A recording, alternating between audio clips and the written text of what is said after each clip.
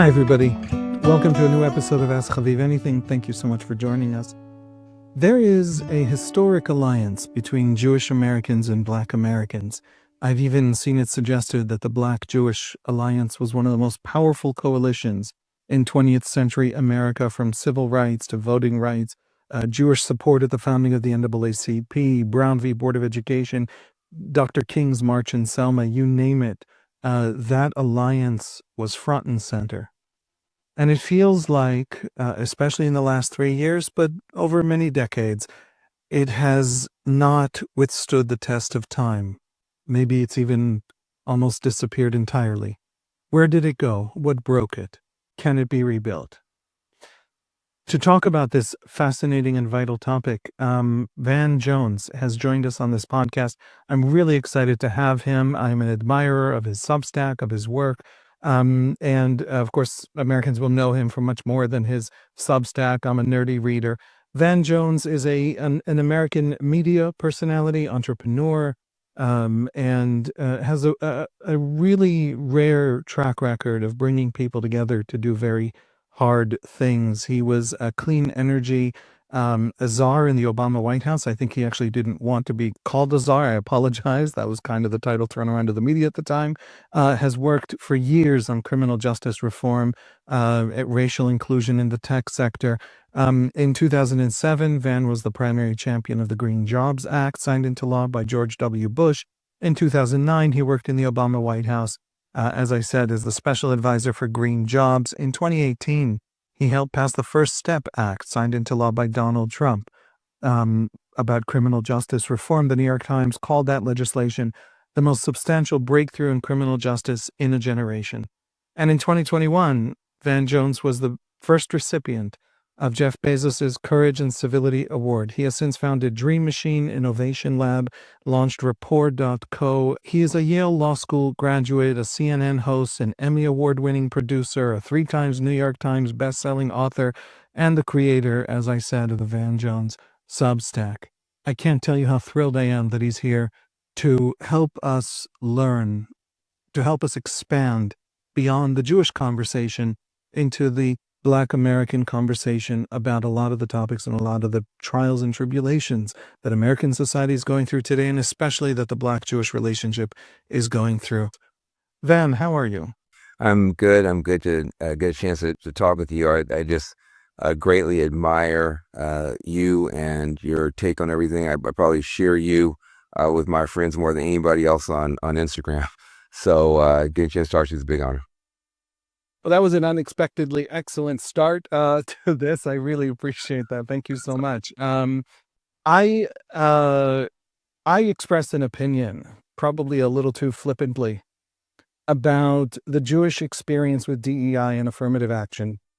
We have polling that says that American Jews are increasingly skeptical about DEI and affirmative action.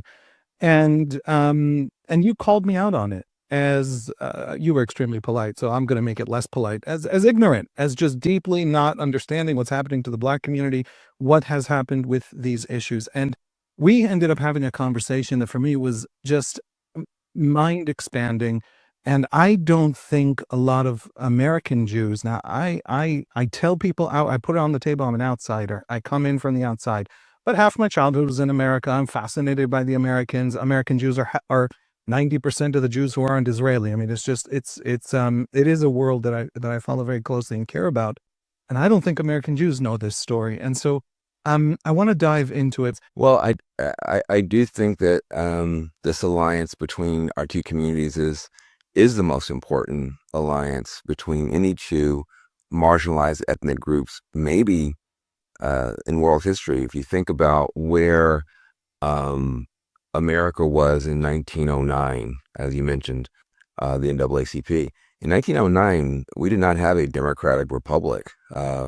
We had fought a civil war, and we still had only gotten as far as having an apartheid, terror state for half of the country, where African Americans were being lynched for fun.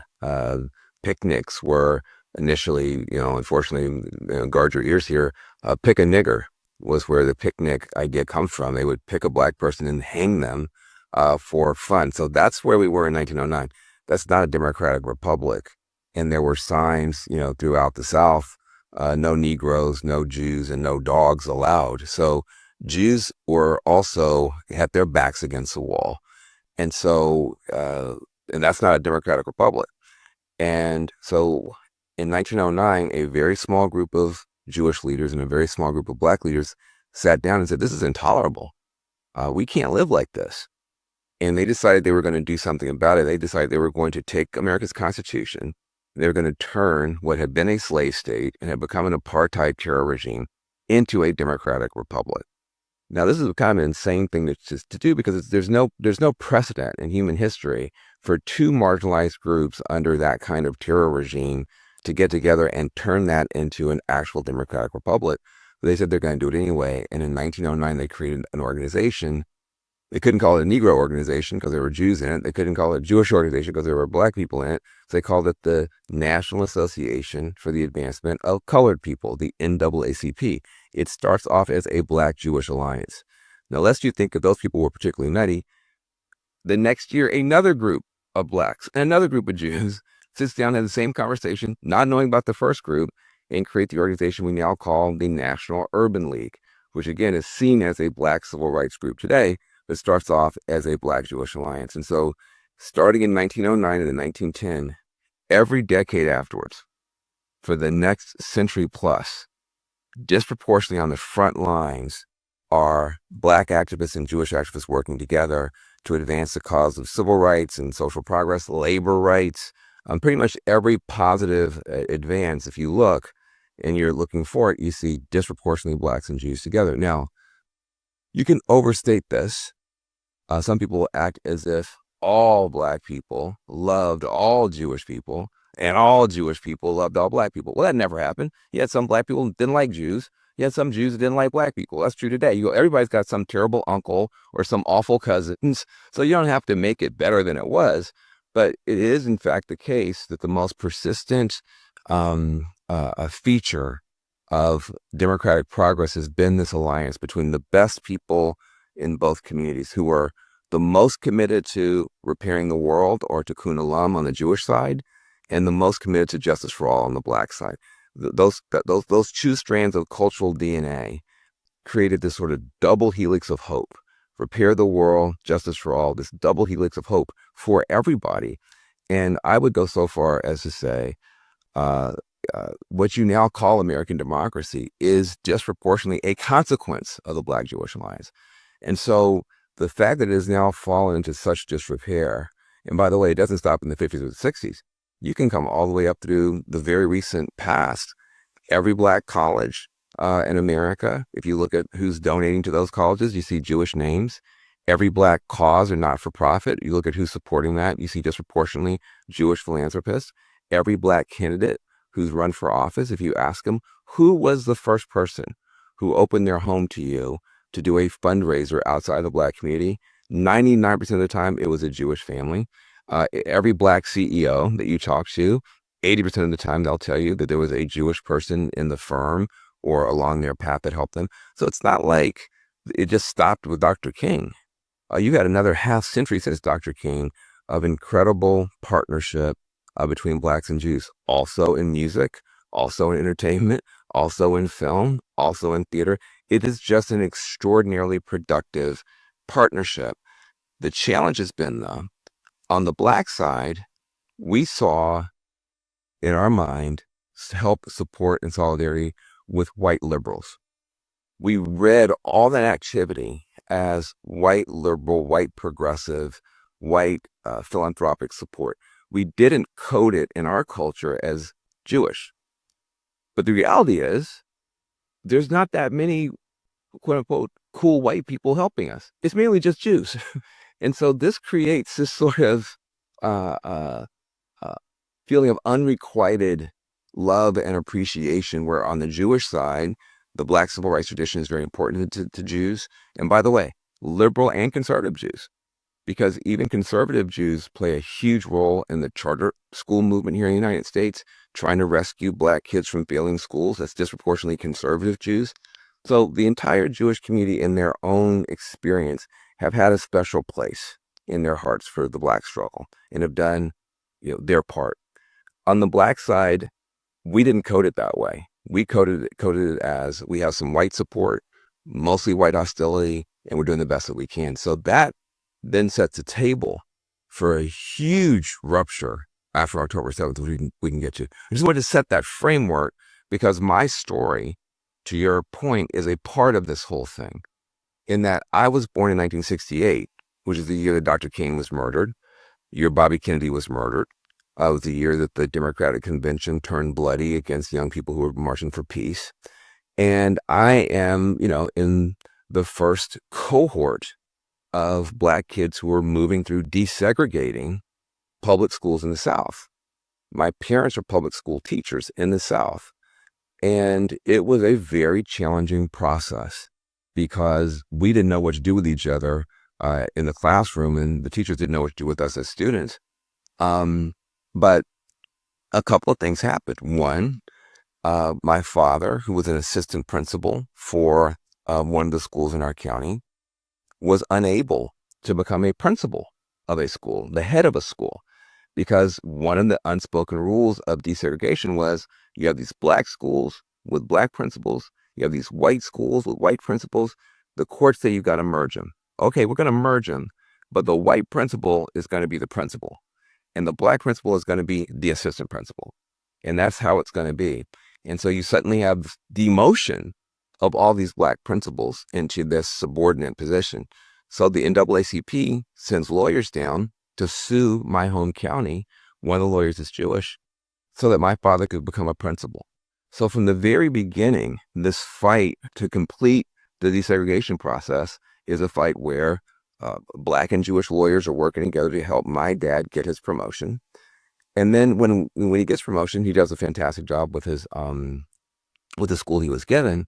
But now I've got to figure out how to go on with my life to go to college. Well, now we get into affirmative action. You had Black people who had been in the state of Tennessee for, I'm a 7th generation American. So, 2 centuries, paying taxes to public schools that we weren't allowed to go to.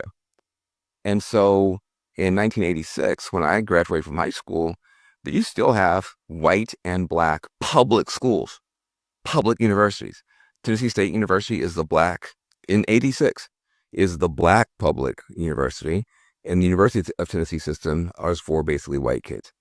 To fix that, they created minority scholarships to try to get kids like me into the white schools. My twin sister was smarter than me. She got accepted. She got a scholarship. She argued for me to get a scholarship. So I wind up going to college, the University of Tennessee at Martin, on my sister's affirmative action scholarship. That's how my educational career starts. Then you're in the South. There are newsrooms across the South that are all white, maybe one Black reporter to cover Black stuff. Gannett News Service, which owns USA Today, bought my hometown newspaper, and they said this is appalling. And so they created minority internship program to try to drag kids like me into these white newsrooms. And that was how you hear me talking today. My initial entry point into journalism was a minority scholarship to University of Tennessee at Martin's communications program, and then minority internship programs at Southern newsrooms. Look, I'm not talking about something from 97 years ago. Like, I'm still in my 50s. So this is a level of fight. This is very recent. So this is a level of fight in the past few decades to get a kid like me into a place like the University of Tennessee at Martin and into Southern newsrooms. Then I do extremely well in school. My girlfriend was a Black Student Alliance student president at Vanderbilt University during the apartheid fight. She was great. We're still good friends. She became a medical doctor, but she was such a good student. It made me be a good student. And so I wind up with incredible grades. I become an independent publisher in the South. I published 4 independent newspapers in the South as a college student on different campuses. And then I scored a 96th percentile on the LSAT.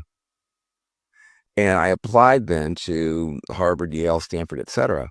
Well, the reality is there are 10,000 people applied. They let in 130 out of 10,000. the fact that I was a black student when they were having a hard time finding black students, a Southern student, they were having a hard time finding Southern students, and I had gone to a public school, a public university. I didn't go to Harvard undergraduate or whatever, or Penn, meant that at that point in time, they said, this kid should come here. Now, did I have 96th percentile is the median for an LSAT score at Yale. My grade point average was, I think, 3.7, 3.8. That's about right as well. So it wasn't that I was not qualified, but it's that when you have 10,000 people applying to a school and you have 130 slots, a lot of people are going to meet that criteria. But Yale, looking at its long sad history and what was going on in the country, said we have not done well by Southern students. We've not done well by black students. We've not done well by public school students. This Van Jones kid's from UT Martin. We're bringing him here. And so if people think it's good to have someone like me not stuck in, where I probably would have been. I mean, I probably would have been like, nothing wrong with it. I probably would have been a school teacher like my dad. Nothing wrong with that noble profession. But I think I've been able to do more good with those opportunities. And had it not been for affirmative action, I want to say this very clearly, had people not been affirmatively looking, how do we get more black kids into these public schools, public universities in the South?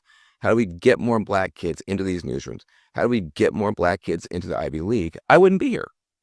And so when I hear people say DEI is only and always a scheme to stigmatize success, to label Jews as oppressors, to let unqualified minorities run victim schemes, it's just a scheme for lawsuits and losers to sort of get one over on good, hardworking people who deserve better. It hurts because it just ignores, an awful lot of what it's taken to get us here, and which we can talk about later, the continuing obstacles to fair treatment that are evident everywhere if you are a remotely fair observer of American life. And it tends to overstate how well these programs have done in the first place. It's not like these DEI programs have eliminated the ills of society. They're barely a tiny little shred of hope of opportunity, even for extremely well-qualified people to at least even be considered. That's how we see it. But we recognize that other people see it differently. I have so many questions. First of all, I don't want to leave that sort of assumed on the side. What are those structural problems today? I mean, it's such a valuable thing for me to understand just how recent it was that it was the law for you not to have opportunity. And then how much, therefore, affirmative action is an attempt to correct something that was so completely lopsided. You think of it as deep history. It's not deep history. Yes. It's, My mom, dad, and me. yeah. So how much of it, or maybe it's of different kinds of structural problems today, but what are those structural problems? Yeah. And where, I'll put it this way, most Americans think affirmative action is now gone by the Supreme Court, right? So where, what happens now, and what happens to minorities? And then I want to ask, after that, I'll ask about sort of the Jewish experience of this, which was a kind of being pushed out as coded white, as you said, and then. Right. Look, I just want to say I have a great deal of sympathy for the Jewish world, especially I think center-left Jews, progressive Jews, because all of a sudden, I think on their side, and you can speak to it more than I can, they've been there, sticking up for every cause that they can, from the environment to women. I mean, any cause you see disproportionately a lot of center-left and progressive Jewish people there. And yet when October 7th happens and other things have happened since then, there's no support. And so there's a sense of like, hold on a second, I was helping you, you're not going to help me. That's not fair. We can circle back to that. But just on the black side of the street, there is an empathy gap and an information gap that's opened up between the black world and the Jewish world. And it's pretty big. And I don't think it is because, look, you've always had some anti-Jewish sentiment in the black community. You've always had some anti-black sentiment in the Jewish community. So I'm not trying to erase either of those. But I think we have an unnatural now level of disaffection and misunderstanding. And I think that comes from our algorithms are now completely separate. What you see on your phone in the morning and what I see on my phone in the morning may not overlap by more than 5 or 10%. So, for instance, when the Bibas babies were murdered by Hamas, that story never appeared in my algorithm. I never saw it on my phone. Not a mention. The only reason I knew something had happened is because I was, a relationship with all kinds of people, including Jewish people. I just noticed that a couple of days I texted some of my close Jewish friends and they didn't respond. And I thought that was weird. And so I texted one of them and I said, hey, trying to track you down about something. And they responded, with everything that's going on, I need a couple of days. So with everything that's going on, I need a couple of days. I said, You like checking the news? Yeah, I mean, I'm Yeah. looking at it. I mean, there's a lot going on. What are you talking about? Yeah. And then the person wrote back, what I read is buy Bass babies. I said, buy Bass babies? What's a buy Bass baby? Then I searched Bibas babies. And I was like, holy shit, Hamas has murdered infants. No idea. Okay, so then the Jewish world says, well, nobody's speaking out. Well, some people wouldn't speak out anyway, but you can't speak out if you don't know. Similarly, in the Black world, this past year and a half has been a horror show for Black America under Donald Trump. It's very simple things that may not land on your phone's algorithm. The Doge cuts, you may remember in the early days of the Trump administration, Elon Musk comes in, announces Doge, they're going to cut all this stuff. Elon swinging around a chainsaw, whatever. Well, the backbone of the Black middle class is college-educated Black women. That's the backbone of the Black middle class. The criminal justice system and other things in very bad schools have pulled Black men disproportionately into prisons and into non-college status. So the backbone of the middle class, college-educated Black women, they mostly are not in Silicon Valley starting tech companies, you may have noticed. They're disproportionately in the public sector, not the private sector. They work in philanthropy, they work in not-for-profits, they work for government. Those Doge cuts were a nuclear bomb against that sector. So 300,000 Black women lost their jobs instantly. These are the super voters, the churchgoers, the homeowners, the backbone of the community. Those are the aunties. If you lose your house, you're going to sleep on her couch. Well, now those people are going into foreclosure because of this sort of reckless, attacks on all of that public infrastructure. Not saying that public infrastructure could not intelligently be reduced, modified, but the way that it was done. I'm not saying that it was done deliberately, but I'm saying that the people who bore the brunt were in the Black community. Then the DEI rollbacks, where suddenly companies that had made promises and commitments to be supportive, to open doors, to make investments, to have supplier diversity. I've got a big company. I'm going to look for women and minority firms to buy from to help give them a shot. I'm going to have special affirmative looking for those kind of. Once Trump comes in, everybody deletes those programs. They take them off the website. They fire all the people who run those programs, and they run to off the field to not get in trouble with Trump. Well, then that means in the private sector, there's a huge drop as well. So if you look at unemployment under Trump, it's been mostly flat, except it's up 2 to 3 points in the Black community. In other words, all the economic pain of the Trump year and a half has been borne by one community, Black folks. And we're saying, where are our friends and allies here? Nobody's saying a word about this. And in fact, when we listen, you hear Jewish voices disproportionately calling for the end of DEI, saying we're going to pull this away. This is anti-Jewish, it's anti-American, it's unfair. And you're thinking to yourself, we've been barely hanging on by a toenail to the American dream. We're at the bottom of we're in all the failing schools. We are sucked up by these horrific prisons. We're over-policed and underprotected. We are going to more funerals for young people than old people in some communities. We are barely hanging on by a toenail. And the Jewish community is coming with a toenail clippers? What the hell is this? So you wind up in a situation where, um, people who I know and have a good relationship with, people like Bill Ackman, people like Barry Weiss, who I think are patriotic Americans, and they're doing the best they can to fight the evils and ills that they see. The way that they've talked and some things they've done have landed very poorly in the Black community as, um, you know, uh, uh, at best insensitive and possibly, hostile toward the few remaining, opportunity sets that we have. And so that's led to, um, some real ill will and some real frustration.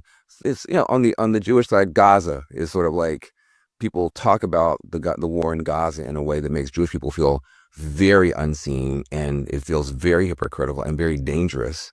And I think a lot of Black people are surprised that our, concern about the Gaza war can land that way. In our mind, we talk about in our mind, it's not anti-Jewish, it's anti-war, but it lands in the Jewish world a particular way. I think on the Jewish side, their concern about DEI is not meant to hurt Black people. They just think these programs are too woke and often characterize Jews and successful people in ways that are dangerous, and they're sick of it. But when you don't have the same information, we have an information gap. You can then have an empathy gap, and then that becomes a problem. Did DEI go nuts? The Jewish experience is a steady, measurable, constant decline in Jewish access to Ivy Leagues. And Jews were coded, of all the groups in America, coded white oppressor in the progressive power dynamics. I don't know if I'm reflecting a very sort of insulated Jewish discourse when I say that sentence, but of all the groups in America coded that way, the Jews are by far the smallest, and by far the most the only ones subjected to obsessive discourses about them. Where do you think DEI went wrong? Well, look, I mean, part of the thing that's so sad is that you're talking about programs that have let down both communities. DEI as a program, not as an idea, but as an actually implemented program, didn't give Jewish people enough protection and didn't give Black people enough prosperity. So it's not that the program itself is something that couldn't be completely rethought. Like everybody, if we get out of our tribal bubbles, everybody knows a lot of talent is in places that's not likely to wind up being fully realized. Whether you're talking about Appalachia, whether you're talking about the hood, whether you're talking about a lot of places, you have very talented people, very promising kids, but they're not going to get to great opportunities unless somebody does something. They're not going to accidentally wind up on the right path, because that path is hard to find from where they are. And I think we all could agree on that. And I think that if people are fair and honest, there is an advantage that comes from having white skin versus Black skin. There is an advantage that comes from, if you're male in a lot of places, that these are privilege. I don't like that word, but there are certain advantages and disadvantages that, given what cards you have in your hand, are more favorable than others. And we need to account for that. Now, how you go about doing it, that's where I think we still haven't solved the problem. Because if what you do is you just say, okay, we're just going to get out the Crayola box and just color anything on this side is an oppressor, anything on the brown side is oppressed. And then we're going to make everybody sit through these shitty workshops and have to listen to somebody who's never run anything but her mouth, or his mouth, never run a company, never run a city, never run a government, explain to everybody how we all now have to be. Well, this is just going to breed resentment. It's not going to work. And then you wind up in a situation where the resentment starts to build up. And I think there's a smart way and a dumb way to do anything. I think progressives, and frankly, including progressive Jews, all progressives have to take responsibility for the fact that for 20 years before October 7th, we ran 1,000 of these workshops. Some of them were terrible. Some of them were okay. None of them focused on anti-Semitism. We therefore left the door open for the worst people in the world to come in and grab the progressive movement and use it as a weapon against Jews. That's what happened. For instance, if you don't include anti-Semitism, and I'm guilty. I was a part of this whole thing, but also, frankly, so were a lot of progressive Jews. If you just run your workshop and it basically says, if you're white, you have privilege. If you're male, you have privilege. If you have money, you have privilege. And you don't ever point out, oh, but by the way, you've had white guys, some of whom had privilege, who were murdered for 3,000 years, who were chased out of every country in the world for 3,000 years, who were put in ovens and murdered in living memory. So it's not just if you're white or if you have money or if you're male. You can be all those things and still be brutally subjugated and almost eradicated. If you don't include that, and we did it, then you are literally setting up the one community that fits that white male, sometimes with money box, but is incredibly vulnerable and has been vulnerable for millennia to then be just run over, which is happening right now. And so I get that what we did set the Jews up to be incredibly vulnerable right now. And that's one reason I am so loud and so aggressive, because I recognize the error. And I think that those of us who want some version of consideration for people who don't have much, I think we have to be pretty humble and come back to the table and say, we left out a whole group that's now being targeted around the world for the biggest hate wave you've ever seen against Jews since the 30s or 40s. And even when we were right, the way we ran these programs and the way that we talked about this stuff left a lot of people feeling uncomfortable, unseen, and bitter. And there's probably a better way for us to do it. What I would have loved to have happen was for us to come together as leadership and talk it through. For the frustration in the Black world about what's been happening to us, was the frustration in the Jewish world, for there had been some opportunity for us to sit down and say, not we're going to get rid of DEI, but we're going to replace DEI with a better program that's going to be more fair to everybody and make sure we're creating more opportunity for people who don't have it. But when it just becomes, DEI is terrible, anybody who wants DEI is terrible, we're going to get rid of DEI. And now, you haven't said the next sentence, which is, and for those of you who are still being mistreated in America, who are still being herded into terrible schools with no opportunity, here's what we're going to do for you instead of DEI.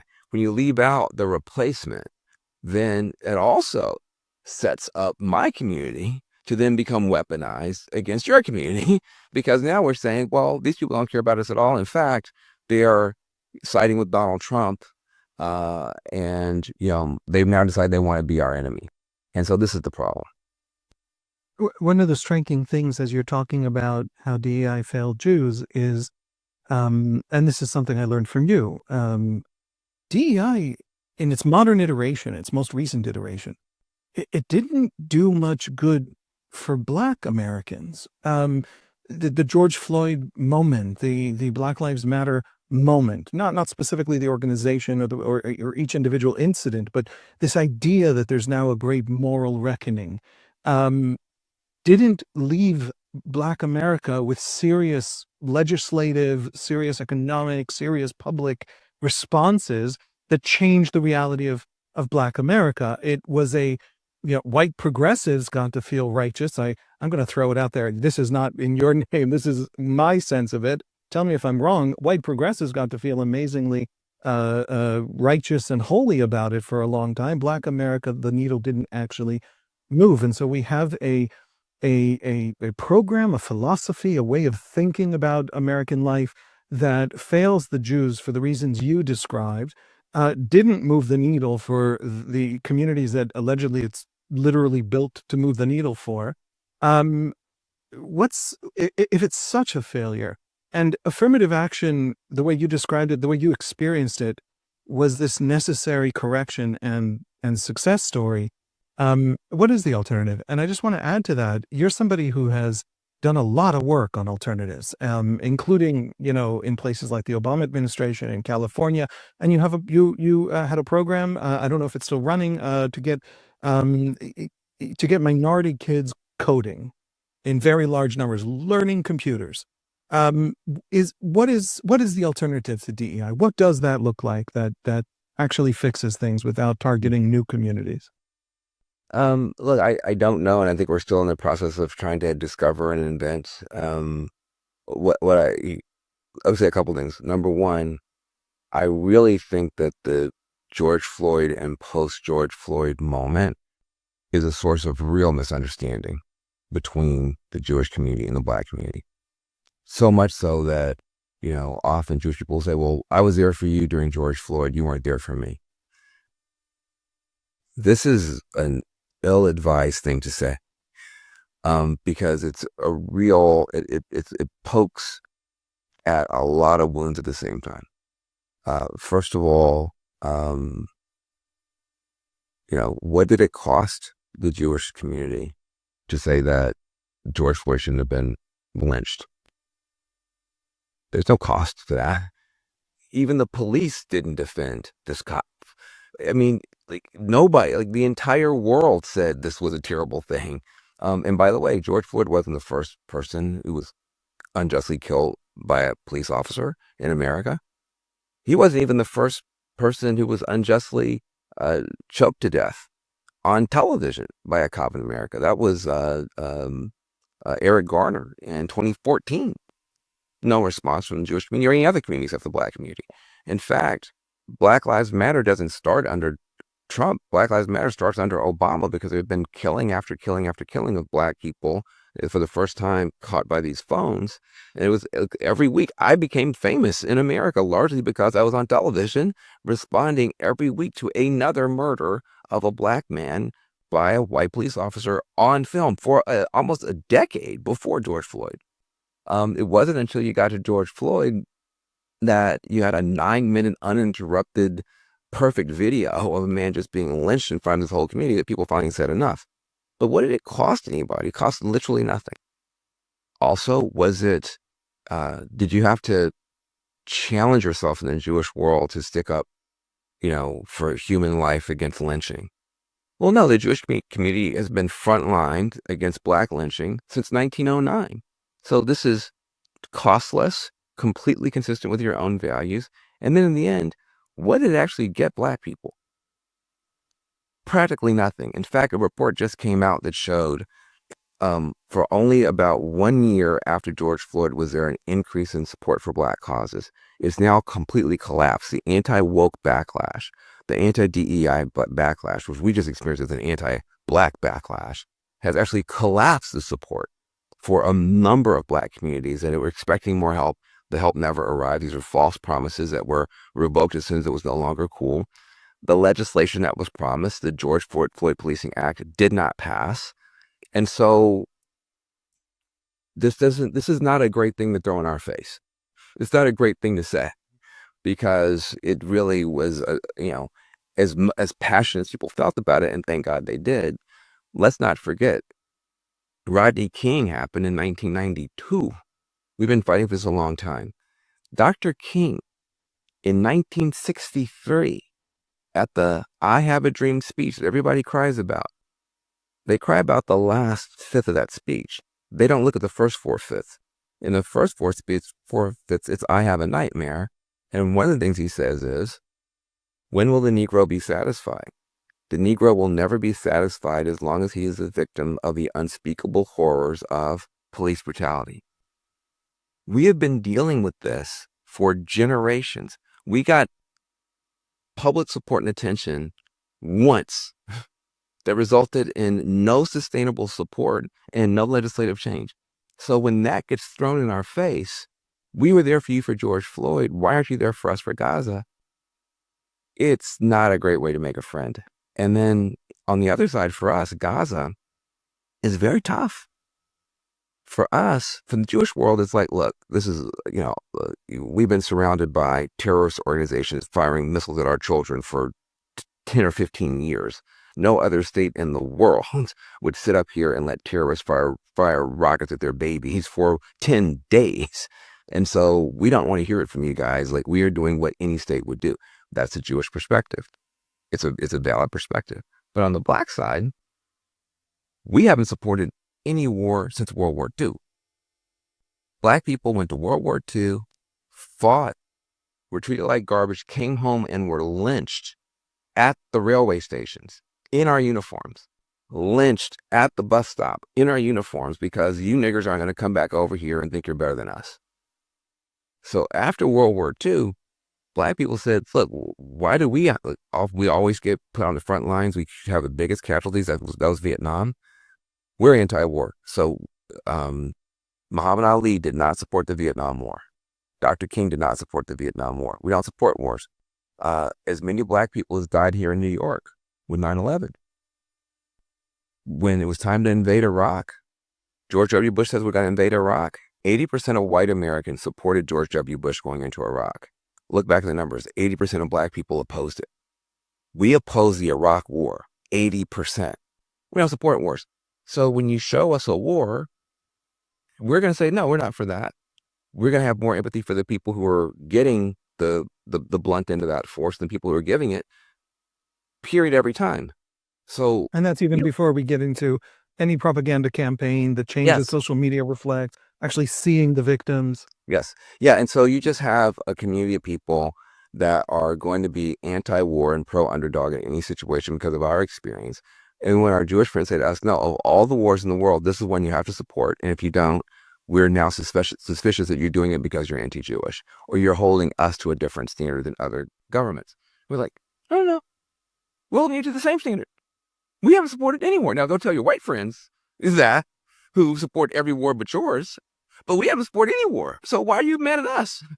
And so, number one, on Gaza, it's not consistent with our values to support wars. Number two, if we do raise our hand, there is a price to pay on either side. If you get involved in this whole Middle East conflict stuff on either side, there's a price to pay. There's real, contestation. You're going to have to take a lot of heat one way or the other. And then lastly, it's not clear what difference it would make if we supported or if we didn't support. So you have these two issues, Gaza and DEI, that are very sensitive and stack on top of a lot of pain and misunderstanding that make it very difficult. But I do want to say, just to answer your question, taking me a long time to get to it, is what are the barriers if you're Black today? The laws have been changed. We've had a Black president. There's a Black woman on the Supreme Court. We have a couple of Black senators, not just one. We have 4 now. We have a Black governor of the state of Maryland. We have Black mayors of major cities. Just had a Black mayor here in New York. Had a Black mayor in Chicago. Have a Black mayor in Los Angeles. These are serious gains in politics. We're a political superpower. Compared to our numbers, there are way more Latins, way more Hispanics in America than there are Black people. Way more, but you would know that looking at politics. So, we have made real progress. The problem is that for the vast majority of Black people, even those gains have not meant much. Even those gains have not changed the outcomes in the neighborhoods that you and I might care the most about. It's a sticky set of problems that are holding back progress. The way the criminal justice system operates in our community is completely different. I went to Yale. I saw kids doing drugs. Nobody ever called in, a DEA task force to kick in the doors of dorm rooms at Yale and put people in prison for 12 years. If anything, they went to rehab. The way that the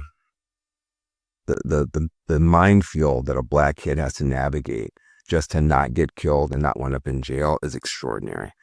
And so if you look at it from a distance traveled point, as opposed to what's your test score. But if you look at it from what's the average test score and what have you got to overcome, you wouldn't feel sad to give extra opportunity and extra points to kids from the neighborhoods that we care about. Now, you might say, in trying to reinvent it, well, don't make it be about race explicitly, make it be about income or zip code or some other thing. I'm open to any kind of new thinking there. But what I won't do, and what I can't do, and what I should not be asked to do, is to pretend that this country is fair to Black children. It's not. And everybody knows it's not. And if you woke up in the morning and you went and you saw into your child's bedroom, and somehow she had an allergic reaction to something, her skin was black for the rest of her life, you wouldn't see that as an advantage. You would see that as an injury, and you would want compensation. And so we all know, and we should not pretend that we don't know, that it's still a disadvantage to have the skin color that I have in this country for the vast majority of people who are Black. And we should keep trying to do something about it. Now, we should do it smarter. We should do it in much more active collaboration and, with other groups that may have, like, to your point of view, experienced some harms here, Jewish community in particular.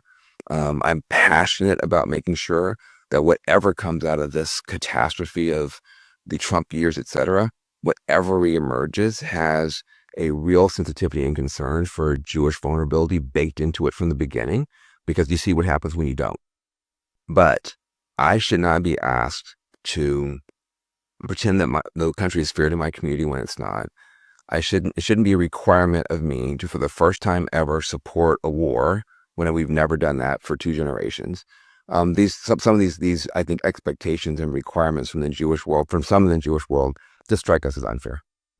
I remember visiting friends at Yale and being startled at the levels, at the disparity, at the gaps between the wealth, the Yale campus, and the poverty of New Haven. Yes. And so when I read that in your writing about, you come from Tennessee, you come from this place that has to be, legally and consciously desegregated, and you show up at the Ivy League in Connecticut, and there you see such a disparity in policing. And you've written about, I forget the details, but about how that kind of clarified for you just how widespread it is and how deeply embedded it is, far beyond any, stereotype of the South. Okay, so we talk past each other, we don't experience each other, we don't know what the other one is seeing, and each is in a real crisis and arguably may be placed there by foolish politics or foolish social engineering that didn't work. Sometimes policies can work, sometimes policies will fail, and this has so far failed everybody. And that means that America needs to start having an honest conversation and a serious conversation about what to do about any of this. Is that possible at this moment? The American conversation about the Middle East, I think, is terrible. I mean, it's all domestic politics projected onto the Middle East, and therefore, nobody thinks about what Palestinian politics, Israeli politics, the psychology of any of the actual groups, Iranians. It's all about whether Democrats agree with Republicans or Republicans agree with Democrats, and why the other side is getting everything wrong. Is that true of every issue? Can you have a conversation in which America moves forward on any of this stuff in a serious way? I hope so. It's going to take a lot of work. I mean, I'm a part of something called the Exodus Leadership Forum. Trying to get African Americans and Jewish people to at least, have these kind of conversations. And, it's difficult because people are shocked to hear the perspective of the other person. They're shocked. And everybody doesn't communicate it as cleanly or clearly. And so, it's difficult, but I do think we're getting used. I do think we're getting tricked. To become enemies of each other in a way. How do you mean? By who? I think we have geopolitical adversaries, Russia, Iran, North Korea, China, that want the West to fail and want, listen, if you wanted to undermine American democracy, certainly top 5 ideas would be get Blacks and Jews to start fighting, because these are the groups that have fought the hardest for American democracy over the longest period of time. So if you can get those 2 groups to not like each other, not trust each other, not respect each other, not appreciate each other, it's not like there's 9 other groups that can jump into that void.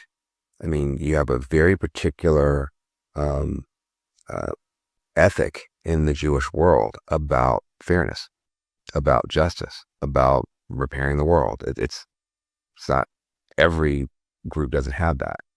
And you have a very particular tradition in the Black world about, again, Dr. King could have given a speech that said, fuck you white people, we're coming to kill you. Look at what you've done to us for 400 years. That would have been a valid speech to give.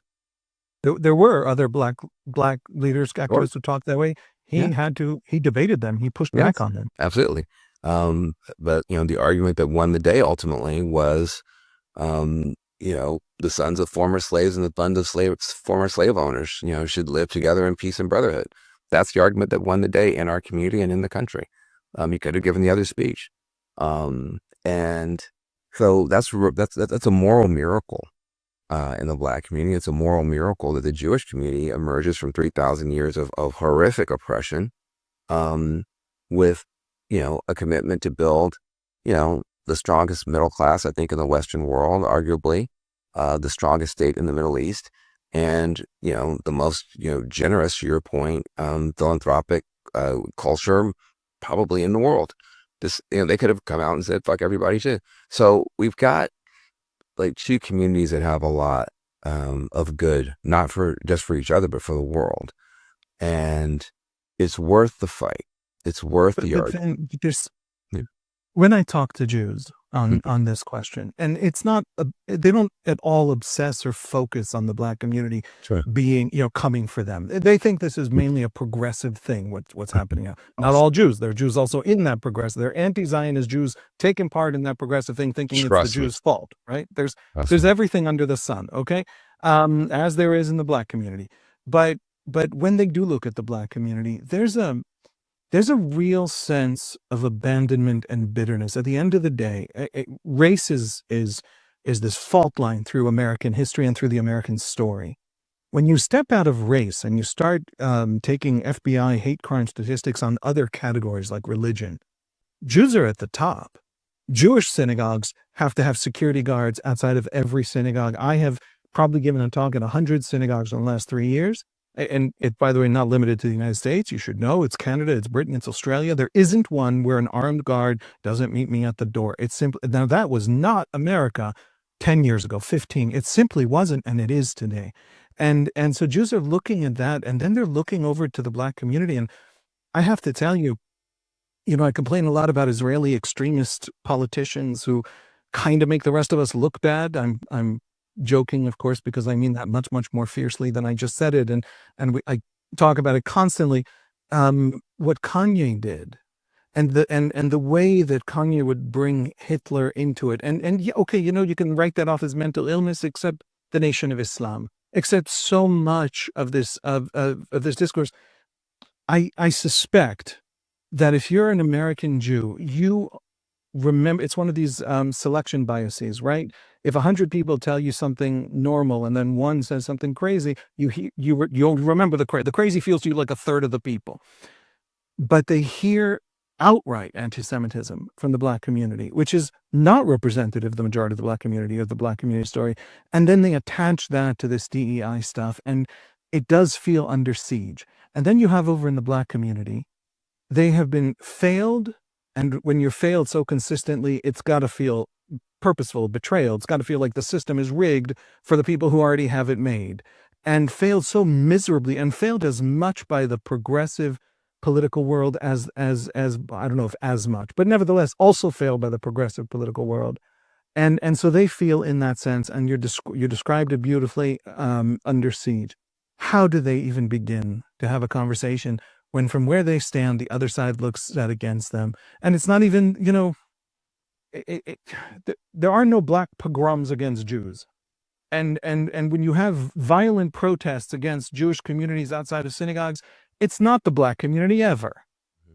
But they'd feel, I don't want to overstate it. Yeah. But nevertheless, they feel like they're on the other side of the debate. How do you cross that gap now? Yeah, look, I mean, I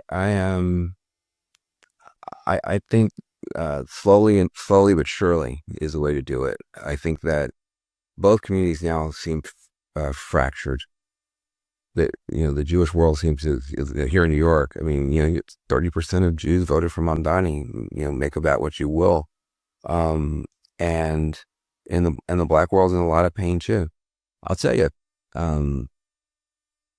often people will raise with me the Nation of Islam. In our community, I'll say two things about that. One, if you have a loved one, a young man who's gotten in trouble, has gotten lost, who's done a lot of bad things and winds up in prison, and word comes back that he's become a Muslim, you rejoice, because it means when he comes back home, he's probably going to get a job. He's probably going to try to start a family. He's probably not going back to the gang. Now, the Nation of Islam often is the gateway to Sunni Islam and other forms of Islam. Muhammad Ali went through that pathway. Malcolm X went through that pathway. Start off in the Nation of Islam and then says, this is not for me, becomes a Sunni Muslim and anti-racist. Malcolm X did that. Muhammad Ali did that. So there's a path in our community where we see that as progress better than some of the other options. So we hold it somewhat differently. But I'll also say I have two sons that are, they'll both be adults this year. One's 21, one will be 18 this year. I'm not sure they know who Louis Farrakhan is. I'm not sure they've ever heard of him. You think more Jews know than Black Americans? Absolutely. That's I'm not, make of it what you will. But I think, I'm not sure they know who he is. I'm sure that they would not be excited to meet him so I think that the Nation of Islam does have a role in our community. I think that it's a very small organization. And more than anything, it winds up usually being a gateway from Christianity or nothing to Sunni Islam. But it doesn't play the role in our community that I think people not in our community think that it does. I'm not saying it plays no role. I'm just saying it plays a much smaller role than people I think assume. It's weird. I get asked about Louis Farrakhan 90% of the time when I'm talking to Jewish people. 0% of the time when I talk to Black people, his name just does not come up. So I just think it's important for people to know. And then the thing about Kanye, which I think is very interesting, Black sentiment against what Israel is doing probably runs 90% negative, maybe 95. No hip hop artist has issued a song against Israel, except for Macklemore, who's white, and Kanye, who's crazy. The silence from the Black hip hop world on this conflict is something I think that people should take note of, because it does not reflect the sentiment. But what does it mean? Why wouldn't they talk about it?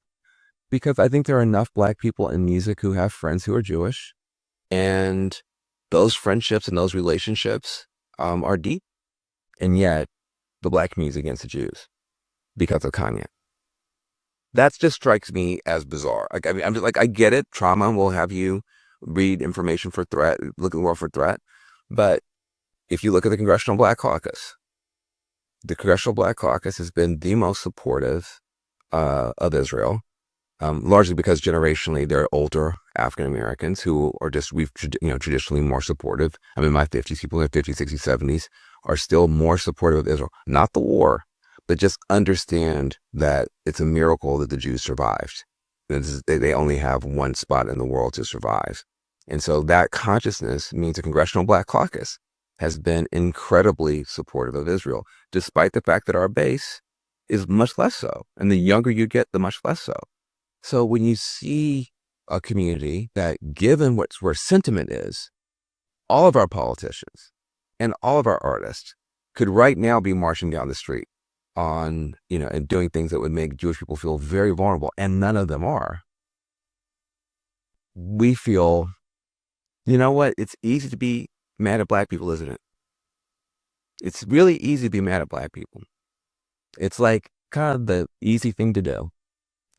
And it hurts. It's like, what? we have to we can't account for everybody in our community more than you can account for everybody in your community. And so when I just challenge my friends in the Black community to really look for the ways that we are being anti-Jewish, that we are obsessing about this conflict when China is destroying the Tibet, destroying the Uyghurs, and you haven't said a word about it. There's horrors happening in Africa. You haven't said a word about it. Haiti is tearing itself apart. You haven't said a word about it. But everybody's reposted something, in the past couple of months about, what's happening in the Middle East. Is that anti-Jewish? I challenge my friends. Is it anti-Jewish? Why is it? Oh, it's because America's putting money into it. Is it? If America stopped putting money into it, would you just go on to some other topic? You just start talking about, stop littering. Like, is it just because America's supporting Israel? Like, is it? I challenge my friends on the Jewish side. Isn't it easy to be mad at Black people? Like, isn't it easy to go after the one program that alleges it's to help Black people? Let me give you the alternative history. What if instead of making DEI the bugaboo and going after these little campus protesters, we'd had a meeting and we had said, the real problem here is Iran. Yes, these students are ridiculous. And yes, these DEI programs can be obnoxious. But these little crappy DEI programs that are barely giving anything to Black people are not the source of the main threat to Jewish safety. The source is Iran. So rather than us spending 2.5 years attacking DEI programs in campuses, let's start building up global sentiment that Iran is to blame for, frankly, a lot of the nonsense happening down through Africa, what's happening to the Jewish people, what's happening to our kids' minds, and build a coalition against Iranian attacks on our kids' minds and on human beings in the region. And along the way, let's figure out a way to help each other, help Jewish people feel more safety, and African Americans feel more hope and prosperity and opportunity. That would have been a Black-Jewish alliance that could have begun to put real pressure on the social media companies for continuing to let poison come into the minds of our children, and built up public understanding that the Islamic Republic of Iran is a threat to everyone. We didn't do that. Instead, it was what we had. I don't think it advanced the interests of either group. I think it actually probably set both groups back quite a bit. And so this is what happens when we don't have the dialogue. The dialogue allows, maybe I shouldn't say that. Maybe I shouldn't release that song. Maybe I shouldn't say all DEI. Maybe I should just modify it and say poorly designed DEI, or like, is there some way I can append and amend my conversation so that we keep each other at the table? This is the leadership I think that is required going forward. And unfortunately, I think we're going to have a long time to figure it out, because I don't think the disinformation campaigns against Israel are going to stop. I don't think the attempt to get Black people to be anti-Western, anti-capitalist, anti-American are going to stop. And so I think we're going to have a while to figure it out. So we got to find leaderships and maybe do it quick, because there's a new generation coming up that is more susceptible to all of this manipulation, to the TikTok and to the information campaigns. Last question. Thank you so much for your time. It has been fascinating and eye-opening. Are you optimistic? I want to ask you again. Give me the 3 things we do, and then obviously this all solves itself.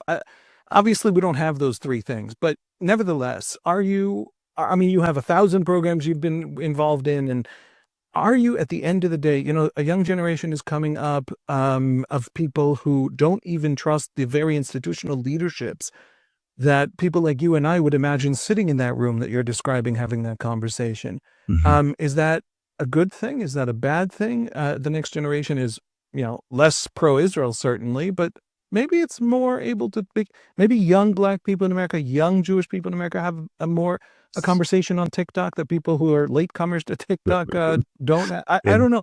Are you optimistic about the future? What does it look like to you in the next generation? Where is this going to go? And maybe you can say something about what we need to do to make it a better future. I think the one thing we can do is like just, your phone is not your friend. Your algorithm is exquisitely designed to give you a very narrow view of the world that you experience as the world, but it's not. That's true for Black people, Jewish people, Muslim people, all people. Your phone is not your friend. It is not trying to give you information. It's trying to give you endorphins. It's trying to tickle your brain so you stay on the app, and it will tell you lies, truth, doesn't matter as long as you stay on that app. That's not your friend. No friend is that way. Your friend will tell you the truth when you don't want to hear it. That's not your phone.